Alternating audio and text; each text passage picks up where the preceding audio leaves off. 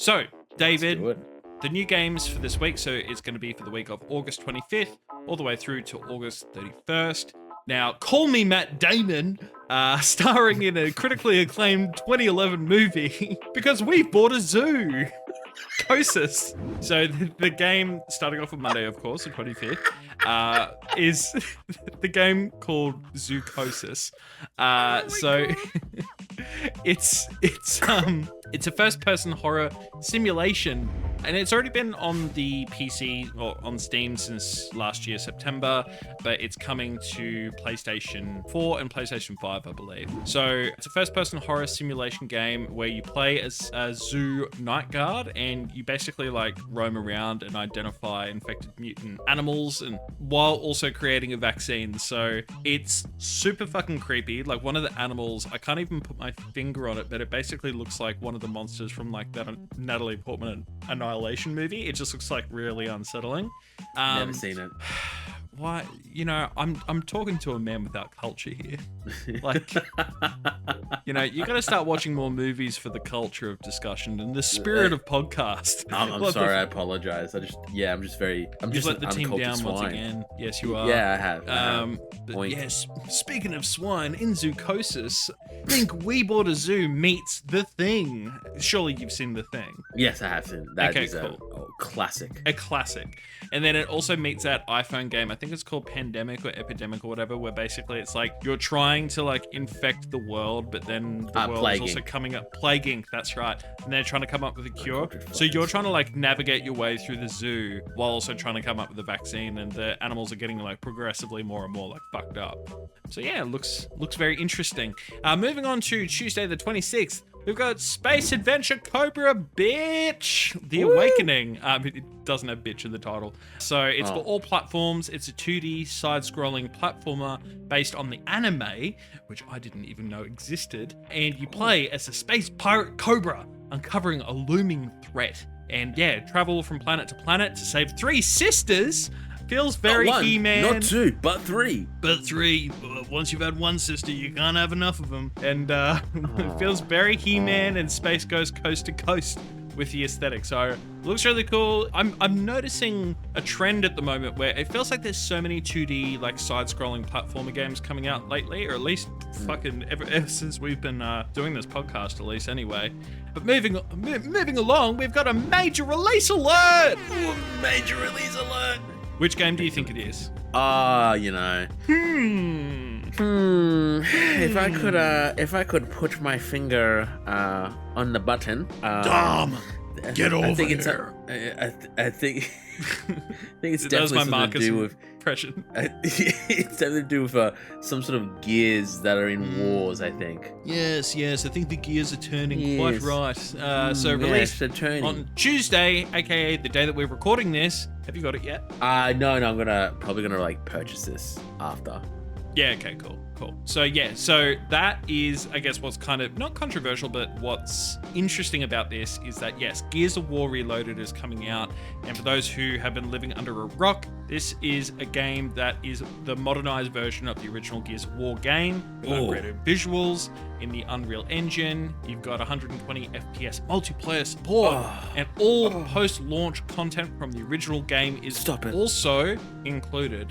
And what is fascinating about this release is the fact that it's the first time that it's coming to PlayStation. So yeah, it's big thing. I would never think in a million years that I would say Gears of War is coming on PlayStation. Yeah, I find it, a bit of a side tangent, but I wonder if this means that the older games will eventually get ported across as well. Like, you know how you've got your backwards compatibility and you can play like, Gears 3, Xbox 360 version, but it's like, in the in Game Pass. I wonder if eventually that's going to come across to like the PlayStation Plus subscription. I fucking hope it does, because I'd download that straight away. But no, 100%. But yes, really, really excited for this one. Next game we have is Quartet. And again, we're still on Tuesday, so that's going to be on PC, and it's a Japanese turn-based RPG with 4 intertwining stories, which you can choose whichever to play through first, and you'll see how each story crosses paths with the other story. So a very unique kind of interesting like mechanic there. visually, it looks heavily inspired from like the original Final Fantasy games, which I just fucking love. And I'm a sucker for JRPGs, and I'm a sucker for turn-based games. Take my money right now. It does remind me a lot of, like I said, Final Fantasy. I love The Legend of Dragoon. That's one of my all-time favorite turn-based games. And yeah, it just kind of looks like this. It looks very cozy. And yeah, I'm really looking forward to checking this one out. Also, for the 26th, aka today, David. Yeah, baby. We've got the Helldivers 2 port to the Xbox consoles. So yes, Helldivers is now spreading democracy on the Xbox Series X and S. Isn't it kind of prolific that, you know, we got Helldivers coming on Xbox and Gears will come on PlayStation? Yeah, swap around. These fucking mega corporations are whoopty-whopping us. That's all I'll say. They're just like, you know what? I'll say. You know what? You know what, Mr. or Miss or Mrs. or they them. It's person consumer. You're zigging and we're zagging. We're just gonna fucking, hey, you like Gears of War? We're gonna throw it on a PlayStation. Bet you didn't see that happening or coming. You didn't see us coming. Am I right? So.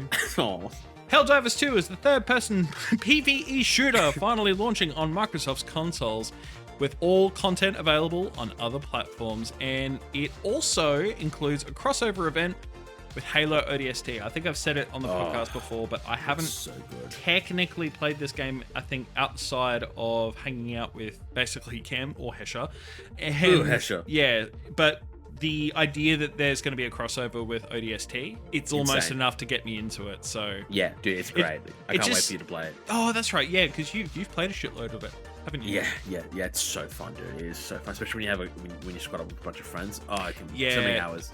Bro, I'm a fucking loser, honestly. I haven't actually played like any like multiplayer games with friends for fucking years. I'm just like, get a load of this guy. Yeah, dude, I'm stuck in this Borderlands loop. What can I say? Like, I'm just playing solo games, and it's just, get me out of here. I need to play with some friends. But next up on this list, and the last game for Tuesday, is Neptunia Game Maker Revolution. So, David, this is the latest installment of the Neptunia series. It's finally arrived! It's a visual novel with RPG elements. And in this game, you're in charge of new game development studio. And you're basically aiming to bring the company back from the brink of death with the help from some goddesses. So the trailer and images are telling me that I'm building a game company, but all I'm seeing is scantily dressed anime babes posing on the beach. Say less, take my money. Take my money. Fucking MasterCard, please. MasterCard, don't block it. Don't block this purchase. That's the fourth time we made this joke. We gotta get a new bit. I think we need to search our mind's eye for a new joke. I'm gonna go kill myself in game. Yeah, all right. Let's leave that back in July. So for Wednesday 27th, we've got Starlight Revolver. So this game is on early access on PC. Action RPG roguelike centered around fishing. So it's kind of got this like, what is it? What's that cancelled Microsoft game? That's like there's a lot. Where do we start? No. It was like a unique to the Microsoft and Hyperlight Drifter. No, not Hyperlight Drifter. Anyway, it's not important. It's like, God, it's like the anime cartoony kind of style. Oh, Hi-Fi Rush. Hi-Fi Rush. That's right. So this game has kind of like this anime style visual, but it also has like this Hi-Fi Rush aesthetic. And yeah, it's like an RPG roguelite centered around fishing, where you play as magical divers exploring dreams for treasure, thrilling team adventures, and crafting or accessorizing the whole kit and caboodle. So, do you reckon you'll play this game? You know what? I'll add it to the list. Probably not, to be honest. I'll add it to the list of games I'll inevitably just slip through my fingers. The gears keep turning. I wouldn't be surprised if on this show so far we've at least covered like 100 new games within the span of like 3 months. It's impossible to play everything that comes out. It's insane. Yeah, no, it really is. I wish I could. I wish I had the energy to do it. Maybe one day. I'm just tired, boss. Okay, so the next game is Story of Seasons Grand Bazaar. So this is going to be on the Switch 2, and the PC. So it's a farming life sim where you set up a market stall and sell crops in inferior, and you're building friendships, romance. You're building friendships and you romance the locals. So get to know your neighbors, David, and then you start breeding with them. And that's what I say. It's like one of my Japanese animes. This game company is incepting my dreams, I swear. So long story short, visually this looks like more of an anime aesthetic version of Animal Crossing, I guess, but more humanoid.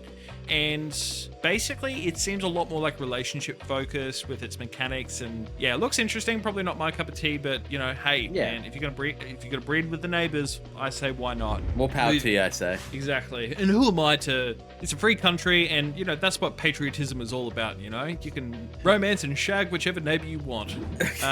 So moving on, it's yeah, baby, it's Violet.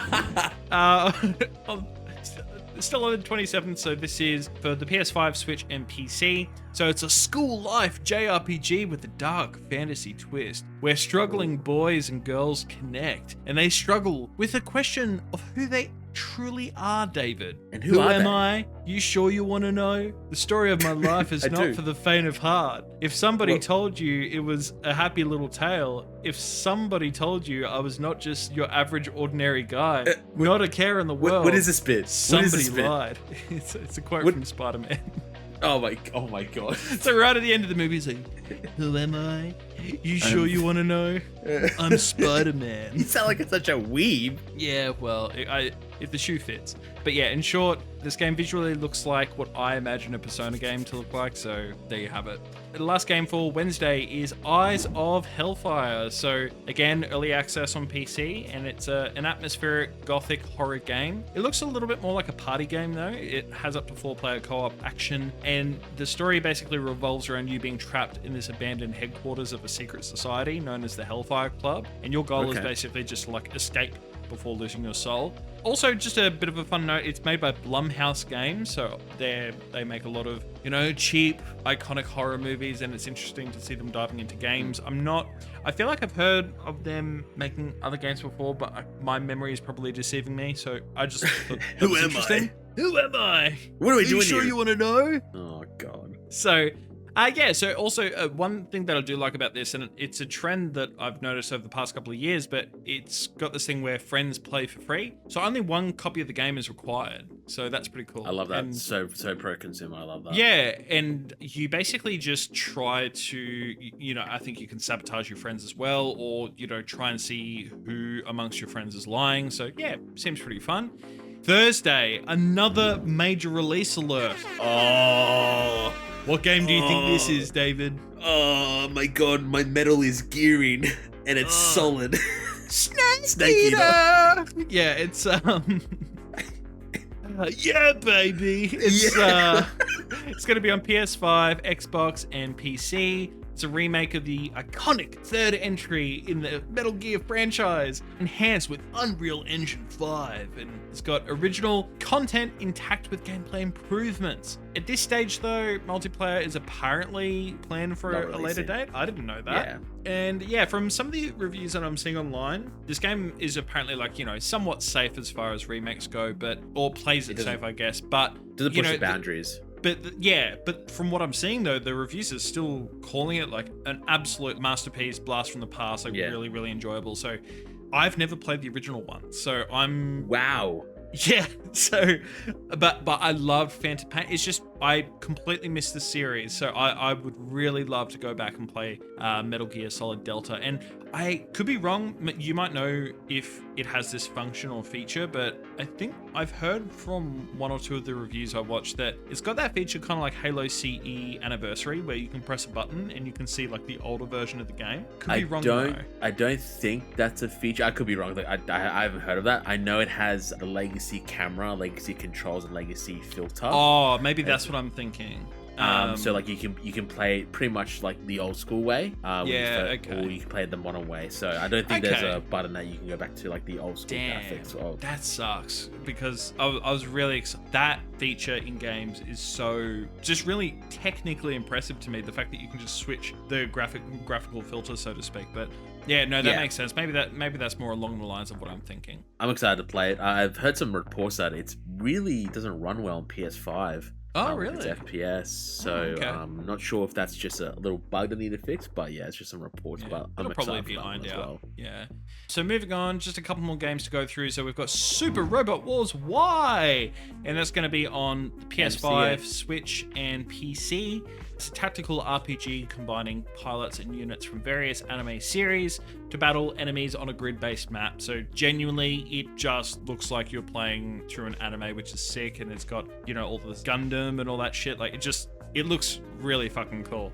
And next up, we've got Garten of Bunbun 8 Anti-Devil. Garten of Bunbun. It's a first-person single-player horror with puzzles, exploring a dark kindergarten to uncover the truth and find your missing child. Honestly, I don't know, but I just saw Garten of Bunbun, and I was like, I'm gonna try and say this German. If the character is not some variant of your accent, I'm gonna be disappointed. Where's my child? First of all, where is the boy? First of all, I just want to say, so the whole point of this is to find your missing child. Immediately, Father of the Year award goes to this guy for sending his kid to Garten of Bunbun 8. Maybe you just wanted a little peace and quiet, huh? But yeah, so this game looks just like Poppy's Playtime aesthetically. So do with that information with what you will. So next up we've got Star Trek Resurgence. So this game originally came out in 2023. Nothing. Shut the fuck up. So, did you say Star Wars? Yeah. Get the fuck off this podcast. That's it. You're fired. Yeah, you can't fire me. I quit. Can I? Okay. All right. Yeah. It's just like, can I actually fire you? I don't know. So. Oh, fuck. I just got something stuck in my throat. Yeah, that was my attempt to kill you and take over Good. You just remember. That was your Jedi mind trick because we're talking about Star Trek and not Star Wars. But anyway, look, there's nothing new to say here about Star Trek Resurgence. It's a game that came out basically 2 years ago. It says here that you assume command of two principal characters and you unravel a mystery that involves two alien civilizations that are on the brink of war. They're on the brink of war, yeah. So last up, we've got Friday the 29th. So we've got Lost Soul Aside. So it's a Chinese hack and slash single player RPG with massive bosses, fearsome enemies, and a wide array of weapons and charismatic characters. God damn it. Yeah, baby. It's hard to tell from the gameplay trailer whether this is... Can you milk me? I'm fucking... This is like the fucking brain rotted like senior citizen meme that you see with fucking Willem Dafoe. He's like, Fortnite. Skibbity. But yeah, so... I can't wait till you make these shorts.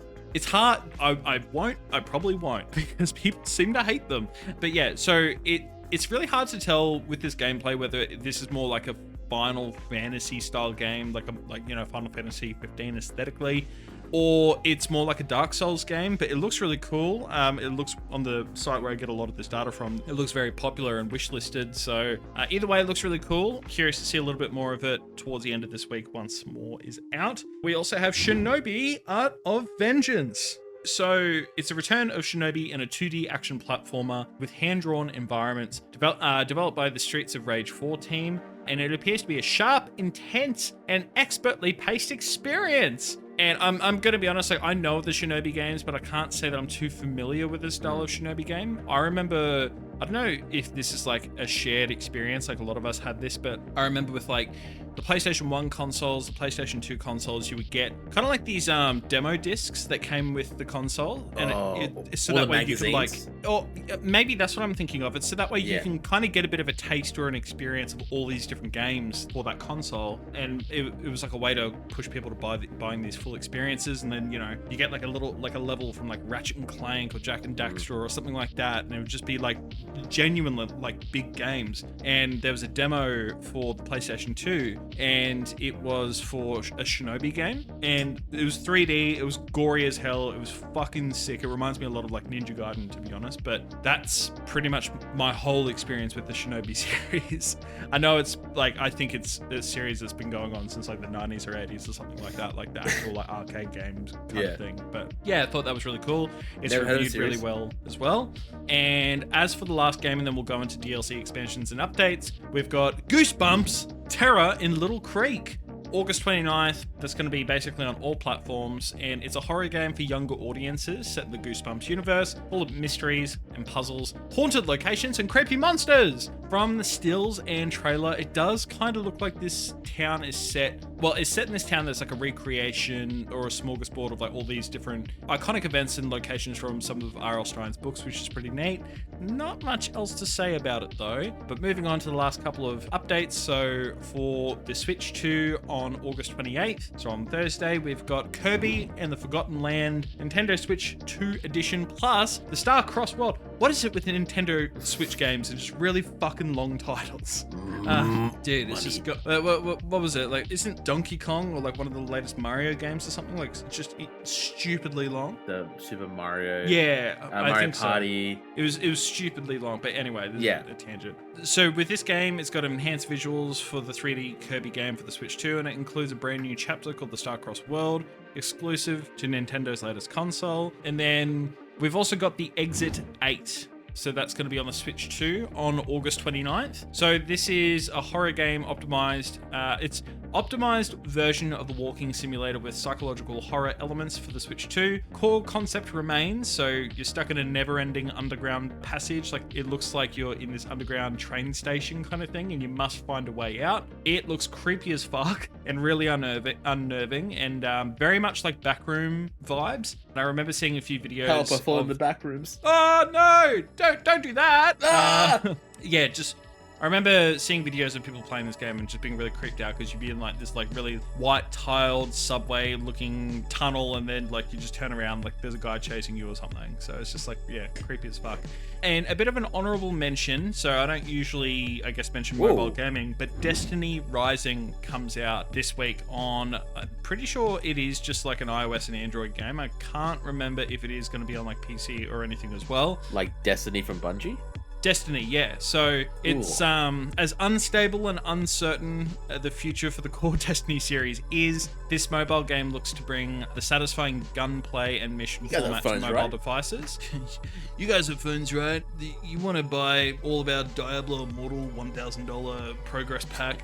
So yeah, so basically it's also, I believe, set in an alternate universe to the core Destiny 2 universe. So it's not going to clash with the existing lore, and it means that, you know, some certain characters or certain people are going to be present in the game.